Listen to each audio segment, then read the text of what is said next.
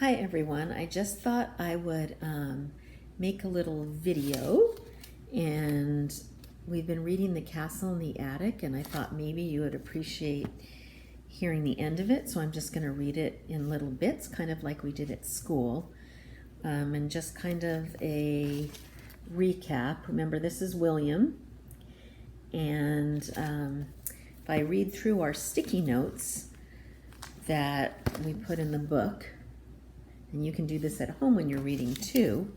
Remember that he had a nurse named Mrs. Phillips that took care of him, but she was moving back to England and he wanted her to stay.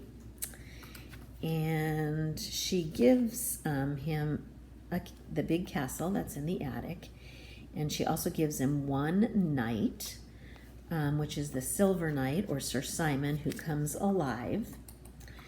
And Sir Simon has a token that can make things small. So William shrinks Mrs. Phillips and takes her up to the attic.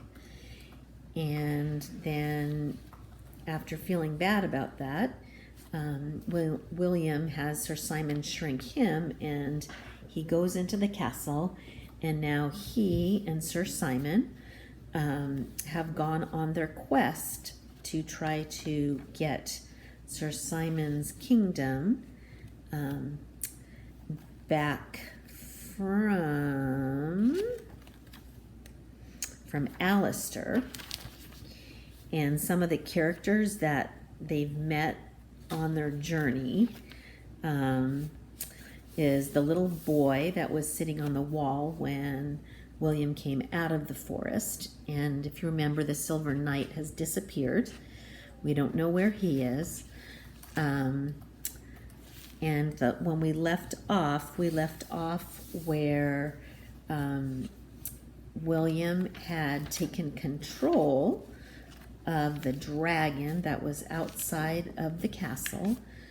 And now it still looks like a dragon, but it's really Calendar, which was Sir Simon's nurse, her cat. So that's where we are. And William has just knocked on the castle door, and he is going to see if he can get into the castle, so sometime in the future he can get it back from Alistair. So we're on chapter 14. William heard the crank of the windlass as the portcullis was raised.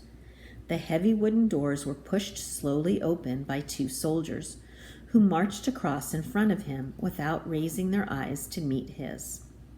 A third soldier stood waiting for him, lance at the ready. "Your business, sir?" he said. "I've heard the wizard is seeking a fool for his amusement." "I've come to apply for the position," William said loudly, his voice echoing through the empty courtyard. Here and there he spied faces peeking out at him from behind the great stone columns, but when they caught him looking at them, they withdrew. The guard signaled that William was to follow him.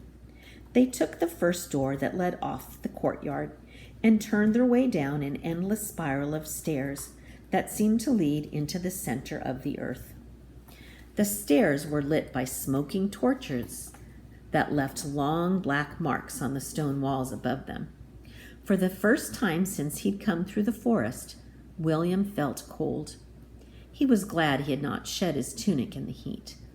The guard did not look back to see if he was still following, but kept up a steady pace down the curling stone steps. At last, when William began to grow dizzy from the downward twisting and the acrid smell of the torches, they came out into a small room. "Wait here," the guard said. He knocked once and then twice more at a wooden door, which was opened almost immediately and then slammed shut behind him. William was left standing by himself, but in less than a minute the door opened a crack.